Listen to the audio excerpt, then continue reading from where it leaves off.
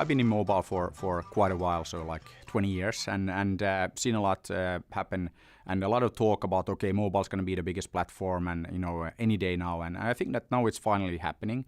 And Angry Birds is really the first example of a brand that has been created on a mobile side, and it's now going everywhere.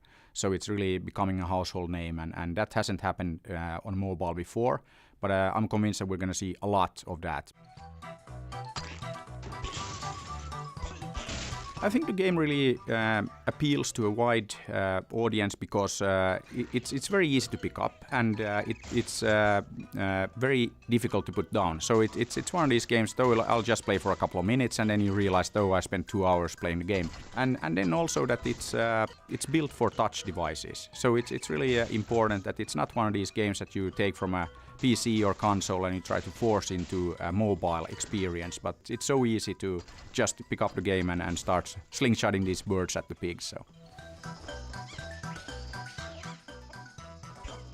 when we built Angry Birds, it was a very, very analytical process. So it took 8 months, and we really looked at all the games out there and what makes for a successful game. Not only great experience, but also, of course, great monetization. We wanted to keep the model very simple. So we basically started with a paid-for download, 99 cents, and that seems to be the price in the App Store right now. So that's what we started with. And one thing that we're doing now, if you look at, we just launched the Android one, and that's 2 weeks ago, and we're just hit 5 million downloads. So we're extremely happy with that. So there's clearly huge demand for good games on the Android side. And there we actually decided to go with ad supported model, and that's something that actually works much better in our world now of keeping the game constantly fresh and up to date. So it seems to be a very good fit, and we're very happy with the monetization that provides us with. We didn't treat this as kind of just a disposable app that, okay, you throw it out there and then, like some people download it and you forget about it. But we actually focus on retention. So we really want to build the audience and keep the audience.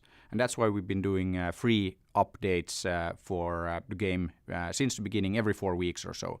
And when we do an update, about 80% of the people who ever downloaded the game since December last year do the update. So it's a pretty high number. For us, we like to keep our metrics very, very, very simple, and we've only been focusing on the number of downloads and retention. But that's something that number of downloads, of course, it's one thing. But if you get like millions of downloads, but people then throw away the game and they don't kind of keep playing it, then you're actually really losing out on kind of like the long-term opportunities. So one thing that we really been starting to look at now is the engagement. And if you look at take the iPhone version alone, there's 65 million minutes of playtime every single day. So there's a lot of time spent with our game, with the brand, and that compares very favorable with primetime TV, for example. So what that probably means is that a lot of the ad spending will start shifting towards this, and we're of course very excited about that.